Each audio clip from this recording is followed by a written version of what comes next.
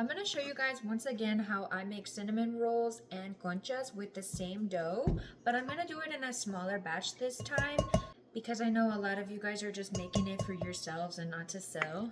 But I have 1/4 of a cup plus 2 tablespoons of milk, and I'm going to heat it up. Now I'm adding 2 cups of all-purpose flour or bread flour to my countertop. My milk is slightly stinging my finger when I put it in, so that's too hot. I'm gonna let it cool down. I'm gonna make a well in the center of my flour, and then I'm gonna add 1/4 of a cup of sugar around the ring. I'm gonna add about 1/2 of a teaspoon of salt to the middle. I'm gonna add just a dash or 2 of cinnamon and about 1/2 of a teaspoon of vanilla. Now our milk is warm. There's no stinging when you put your finger in it, but it's definitely hotter than room temperature. I'm gonna add just a little bit of that flour and sugar into the milk, and we're gonna add 1/2 of a tablespoon of yeast. I use active dry yeast. You can use instant. I just never have. We're gonna give it a little stir. The flour and the sugar is to feed the yeast. And we're gonna set this in a warm place to activate. In the meantime, I'm gonna be bringing my eggs and butter to room temperature. All I do is place them in a bowl with some hot water and let them sit for a minute or 2. And then to bring my butter to room temperature, I just put it in the microwave for about 15 seconds and it's almost perfect. If it's not, I usually flip it over and put it in for another 5 seconds. Now, you don't have to let the yeast activate. It can actually activate in your dough, but I like doing it like this. That way you don't ruin your whole dough if maybe you killed the yeast with too hot a milk or maybe your yeast expired. So this is always a good, safe way to do it. So now that we see we got some bubbles on here, we're gonna go ahead and add it to the center. Add 1 egg. And then either 1/2 of a yolk or 1 whole yolk. It's hard to have eggs in recipes, but it's all good. 1/2 of an egg is not really gonna change much. Okay, so you're just going to mix the middle. Once the middle is all combined, you're going to drag it in your walls, and you wanna be careful here not to collapse the walls because then your eggs and milk will run all over the counter and the floor, and it's not fun. It's not a fun mess to clean up. And then I always like to keep the one hand clean so I can come around the edges, clean it up a little bit. Okay, once your center is dry enough, you can go ahead and just start kneading everything together. Now, measuring with cups and tablespoons is not always the best, especially with baking. It really is better to do with a scale. I do not know this recipe with a scale, but I do know kind of what consistencies you should have and about how much ratio you need of things. So what you're looking for here is going to be a pretty dense ball, but totally incorporated. It's not going to be like cracking or anything once you have it all mixed up. So don't add any moisture or flour until it's all completely combined.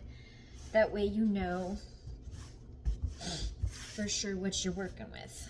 If you want to do this in your KitchenAid or in a bowl rather, that is fine. It's just the order that you add the ingredients is kind of important. So if you can see the consistency I have here, it's actually perfect. It's pretty dense, but it's not too sticky or anything. It's not super smooth or moist or anything, but it is all together. So this is what we're looking for. Now we're going to add in the butter. We need 5 tablespoons. Careful here when you're combining it to not rip the dough. You really just want to push the dough into itself. It is okay if it rips, like it's not the end of the world. But what you're doing here when you're kneading is you're building structure. And if you rip the dough, you're kind of making backwards progress. Just think about it as you're building. Now here you're probably thinking, oh my gosh, what did I do wrong? It's too wet. You are on the right track. the gluten is going to build a web of structure in your dough, and it's going to seem way too moist, but it's not. This brioche bread right here stays good up to 10 days, maybe more, maybe less. It depends on your environment and how you're storing it. Now it's going to be really sticky here, but again, do not add flour. You don't want it to dry out. And do not stop kneading here either. If you stop kneading here, what you're gonna have is undeveloped gluten, and your yeast is not going to be properly distributed, and you're just gonna have hard, dense bread. You're just gonna keep going. If your arms are tired, that's too bad. My friend let me use her KitchenAid a couple of weeks ago, and I actually didn't like it. Because you still kind of have to babysit the dough and like push it down and stuff. I'm like, I would rather just do this with my hands. Now, if I had like a large scale bakery or something, it would definitely come in handy. Definitely a lot better for doing like large batches of things. Or if you have like kids and you can't have your hands like this for 30 minutes. So I've been here kneading for about 3 minutes and it's still very sticky, but if you can tell, our structure is changing. So it's only been about 5 minutes and the structure is already changed again. It's a lot smoother. It's still sticking to the counter, but it's starting to collect. Don't give up. Don't add flour. You are okay. It's been about 8 minutes or so and almost all the dough has collected itself. You don't have to get a scraper or anything. It's going to do it by itself. But you're still going to continue to knead because I'll show you why. So you see when we stretch it out like this, it's ripping easily. It needs more strength. I had kneaded it for another 5-10 minutes and I just want to show you what we got. We got a very stretchy, elastic dough, and you can see through it like a window pane. Okay, you're gonna put you a little bit of oil in that bowl. Just gonna spread it around. This is gonna keep your dough from sticking to the bowl. And you also wanna take a little bit of that oil and put it on top of your dough. And that's gonna keep it from developing like a crust on the top.